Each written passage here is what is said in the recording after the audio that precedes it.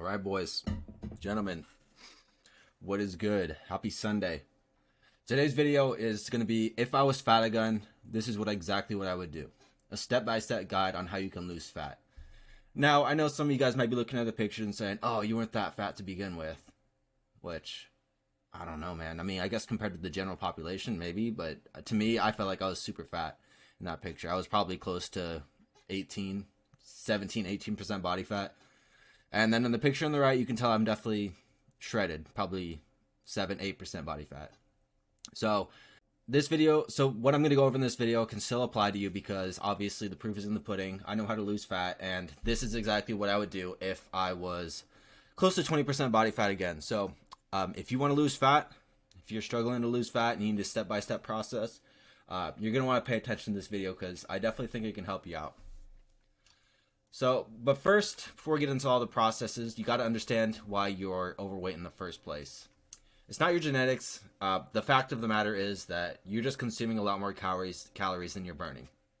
That's basically it. However, we want to dig a little bit deeper because that doesn't really help our case here. So, you got to understand what things contribute to you not burning more calories than you're consuming. Laziness, lack of knowledge, lack of accountability and guidance, wrong priorities. All of those could be true. Maybe it's just one of those things that are true for you. So regardless of which option you resonate with, honestly, I'm going to tell you it doesn't really matter. Because what does matter is the reality of the situation is that you're overweight. If you're watching this video, I'm assuming you're overweight. Anyways. So, and that really just stems back to your daily habits not conducing to losing fat or being shredded or getting in shape. At the end of the day, you are not burning more calories than you're consuming. There's no questions about it. That is the exact situation you're in. You can't break the laws of thermodynamics. All right, so step one. This is pretty self-explanatory. You join the gym.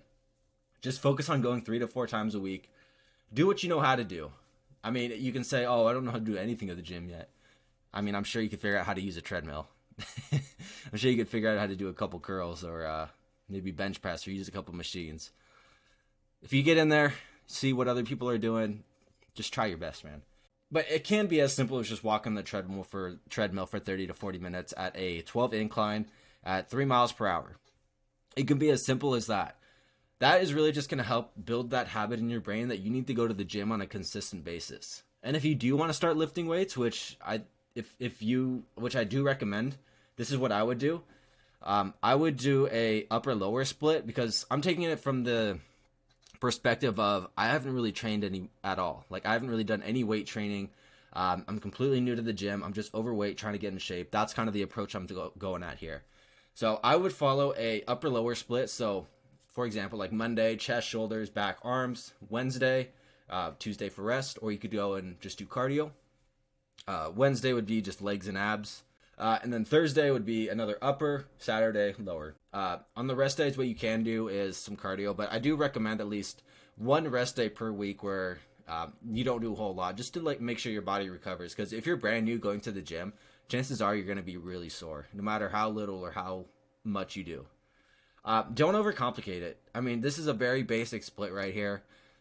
Your first challenge, like really the first challenge that you need to overcome is just simply getting to the gym on a consistent basis, building that habit in your brain that you need to get up and go to the gym for at least, I don't know, an hour a day, not a day, but an hour for 3 to 4 times a week, maybe 30 to 40 minutes per session.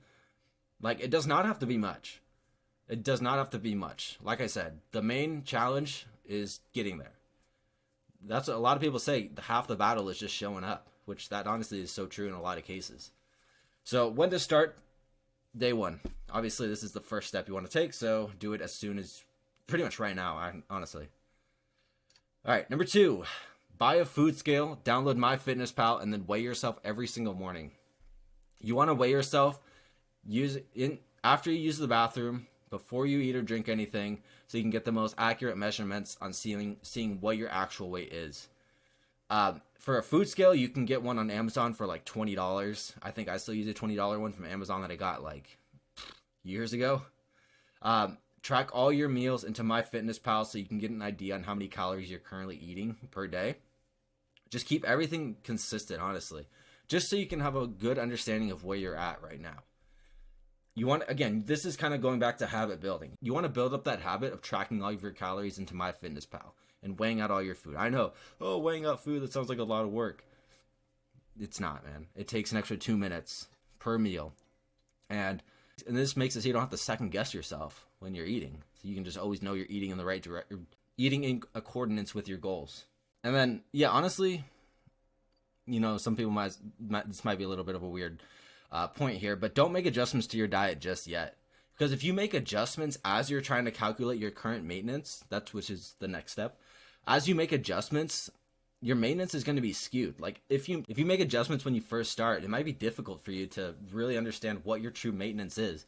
Because if you make adjustments, chances are you're probably going to be losing weight. So don't try to change too many things at once. Again, keep it simple. Unless you're being guided by someone who knows what they're talking about, like a coach or a friend who's in really good shape, then don't try to change too many things at once. You're going to be second guessing yourself so much and just being overwhelmed. It can lead to burnout, frustration, and just lead you to fall back into your current situation. That's why so many people that's why so many people fail their New Year's resolutions with going to the gym, because they try to make such a drastic change in their current routine and like what they're doing right now that it's just not sustainable, and then they end up falling off because it's just too drastic of a change. You really have to ease into it. Again, unless you're being guided by someone else and knowing exactly what to do on a day-to-day basis. But in this case, I'm assuming you don't have that kind of mentor or coach. So that's what this video is for. Obviously, if you want a coach, hit me up. But when to execute this? Day one. So when you go get your gym membership, buy a food scale on Amazon as well. Buy a body weight scale if you don't have one. I'm assuming everyone pretty much has one nowadays. At least I would hope so. Do that and start tracking everything on a day-to-day basis. And I should have added it here, but you want to write down your weight. Like I use an Excel sheet for mine. I use an Excel sheet for my weight when I track my weight, because I'm trying to bulk up right now. I'm trying to get bigger, but that's irrelevant. So I use Excel, but what I used to use was just notes on my phone. So I would calculate my weight for 7 days straight, and then on the next week, I would calculate my average for that week. So you just add up all the weights, divide that by 7, boom, get your average. So you just do that every single week and kind of see what happens over time. All right, so find your caloric maintenance. So again, this is why you don't want to change too many things at once in that first week. So after a week or two of tracking all your calories and macros into MyFitnessPal, you're going to find your caloric maintenance, which is how many calories you need to eat on a daily basis to maintain your current weight. And again, keep everything as consistent as possible. But however, if you're executing the first step, which you should be, going to the gym, just going to the gym a few times a week, you probably are going to see some weight loss. So you just want to make sure you're tracking your workouts too. Like if you're doing like 30 minutes of cardio a day, you're not going to see crazy weight loss if you're only doing like an hour or two of cardio a week, but it's still something to take note of. The best way to measure progress is to track everything. So when to execute this? Usually day 7 to 14. I should say, day 7 to 14. So once you find your caloric maintenance, you want to subtract 400 calories from what you were eating before. This is a slight calorie deficit to initiate that initial fat loss phase. Again, once you get that new caloric intake, stay as close to that as you can. And you want to increase your protein intake to 1 gram of protein per pound of body weight. And then obviously you're going to be eating in a calorie deficit here. So that might mean for some people, you have to eat a lot of protein and then hardly any fats and carbs. Because right now, if you're overweight, the chances are your protein in your diet is very minimal and you're eating a lot of carbs and fats. Probably a lot of bullshit carbs and fats too, I'm not going to lie. Hate to break it to you. But try getting a majority of your protein sources from whole foods like chicken, lean beef, egg whites, and or like salmon or something. Or ground turkey is really good too, like the lean ground turkey, like 97.3, 99.1 ground turkey. That's really good as well. Because protein is gonna make you feel full. If you try to get all your protein in from protein shakes, which I know it's so common for people to do just because it's convenient and it tastes pretty good, you're not gonna be full. It's not the most sustainable practice. I don't even use protein powder, and I'm trying to bulk up and get big. I'm trying to get big, and I'm still getting all my protein from chicken and those foods I listed up on there. I don't really see a point in protein powder, honestly. Like, it's just, I mean, yeah, the convenience and taste, but you don't really need it. And yeah, so you should see consistent fat loss. Should see consistent weight and fat loss for the next few weeks in this calorie deficit, especially if you're doing that, especially if you're going to the gym on a consistent basis. You should be able to go a while without reaching a plateau. So when to execute this, when to start subtracting your calories is day 14 after you found your caloric maintenance. And then you want to do this up until you've hit your first plateau. And I'm going to show you how to break that plateau in a couple steps here. But this is what you want to do at this step 4. All right, so step 5, focus more on weight training. So at this point, I'm assuming you have ideally built up that habit of going into the gym on a consistent basis every week. But this time you want to include the cardio at the end of your workouts, but keep it to 15 minutes to start at this point. 15 minutes post-workout. It can be walking on the treadmill at the same incline and speed, 12 incline and 3 speed, 3 miles per hour. And then you can also explore other splits too. Like if you like doing the upper-lower split, by all means, you can stick to that. What I would do is I would look into something like push-pull legs. Now, this is a split that I use for a majority of my fitness journey. I'm doing a little bit of a different split now just to mix it up because I was doing push-pull legs for so long. But push-pull legs I think it's probably the best split, honestly. Like for beginners to intermediates, I think it's probably the best split, honestly. Even there's a lot of advanced guys that still use push-pull legs.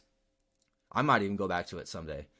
But push is chest, shoulders, and triceps. You could do that on Monday. Pull on Wednesday could be back, traps, and biceps. And then Friday would be legs, and you could do legs and abs on Friday as well. Or you can throw in abs on Monday or Wednesday. Or you could have a separate day where you go to the gym and just do abs and cardio.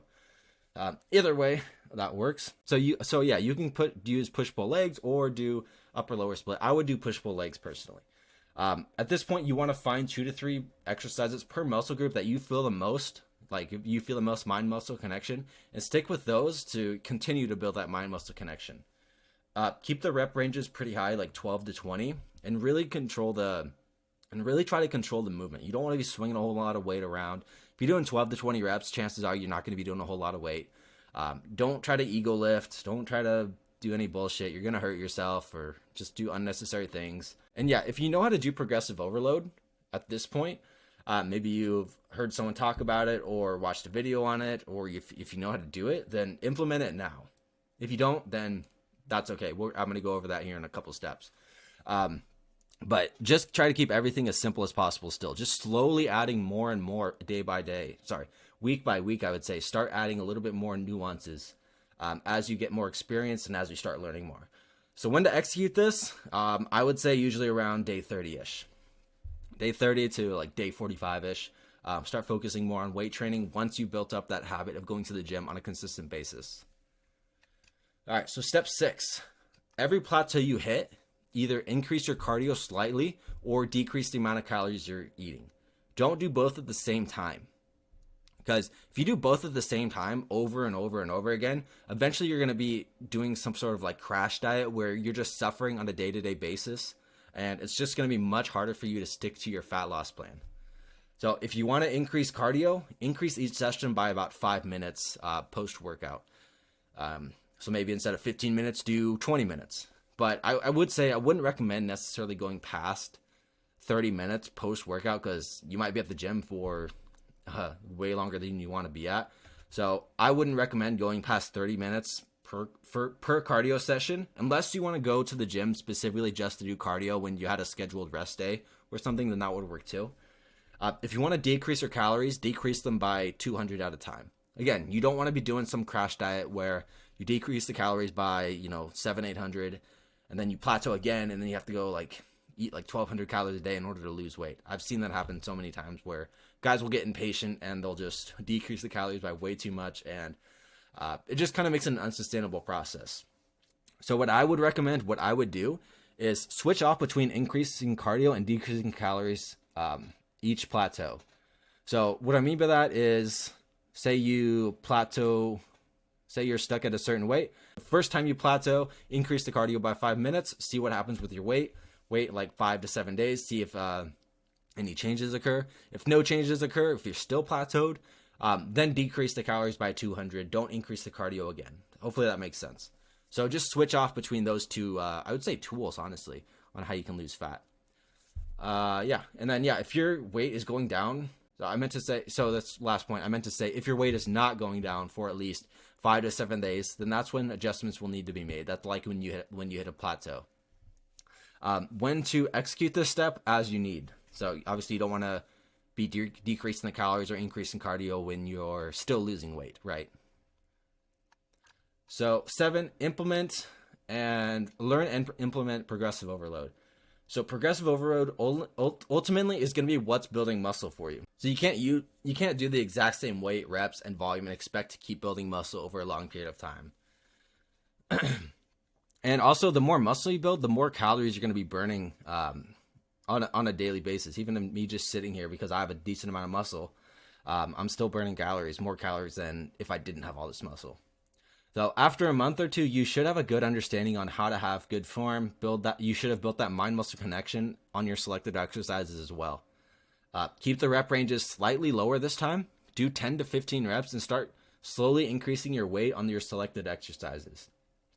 I recommend increasing the weight by 5 to 10 pounds in increments to avoid fatigue and obviously prevent injury. So again, keep it simple, stick to what's working. And the way that I would implement progressive overload in this case is, so let's say, for example, you're benching like 135 or something, and you get it for 14 reps. Okay, don't increase the weight yet. Then next week you go into bench, you try 135 again, but this time you get 15 reps. So once you hit 15 reps, then you can increase the weight to either 140 or 145. And once you're able to get 140, or that next increase in weight, let's say it's 145. Let's say you're able to get 145 for 14, then don't increase it anymore. Then once you hit 145 for 15, that's when you want to increase it. So only increase your weight when you're able to max out in that rep range, which is 15 in this case. Hopefully that makes sense. That's the progressive overload, kind of method that I still use to this day. But I've been doing it for a while, so I do between 10 to 12 reps. So when to execute? So somewhere, this is ideally between day 60 and 90. Because at this point, you should have built up a decent amount of experience with the gym, and you should be learning as you go as well. So keep that in mind. And I would also recommend consuming more content on fitness just so you can learn as much as quick as possible. So summary, this is kind of everything we went over. Focus on hitting the gym 3 to 4 times a week to build up that habit and gain experience. Again, it can be as simple as just walking on the treadmill. Just build up that habit of you getting off your ass and going to the gym. Start tracking your calories, macros, and body weight to measure progress. Again, you want to find your maintenance, and then eventually just slowly cut down on that. Know how many calories you're currently eating to get an understanding of your current intake to determine what adjustments need to be made. Again, if you're not tracking your calories into MyFitnessPal and tracking your weight every single morning, after you use the bathroom and before you eat anything, it's going to be hard to get some accurate measurements. So make sure you're doing that. Know how many calories you need it to be in a deficit. So again, subtract 400 while still getting 1 gram of protein per pound of body weight. So in a lot of people's cases, you're probably going to have to increase your protein by quite a bit, but your carbs and fats are going to come down significantly. Start focusing on weight training with shorter cardio sessions following the weights, and then find exercises that you feel the most and build that mind-muscle connection. So exercises that you enjoy, exercises that you feel the most. And then every time you plateau, you either want to increase the cardio by 5 minutes or decrease your calories by 200. Don't do both at the same time. And then learn and implement progressive overload on your selected exercises to build muscle ultimately. And again, the more muscle you build, which muscle takes a long time to build, you can probably, if you're in your first year, you can probably build like 5 to 15 pounds of muscle, depending on how much effort you're putting and how consistent you are. So it does take a while to build muscle, but once you start building that muscle, it becomes easier and easier for you to stay in shape because you're burning so many calories just by doing your daily activities, honestly. So again, this is what I would do if I was fat, and if I was fat again and I had all the knowledge that I have to this day on how to get into shape, these are the practices that I would apply. And at the end of the day, just keeping things as simple as possible and giving a workout my max effort. So Hopefully you guys found this video valuable. If you guys want to get more information on things like this, I suggest you follow or check out the rest of my pages, because I do a lot of content like this. I also post a lot of YouTube videos like this, or have been recently. And if you guys want to potentially work with me, then there is a calendar link in the bio, or sorry, in the description, that you can set up a call with me, and then we can see if you're a good fit for the team. But with that being said, hope you guys enjoyed, and hope you guys get after it this week. Peace.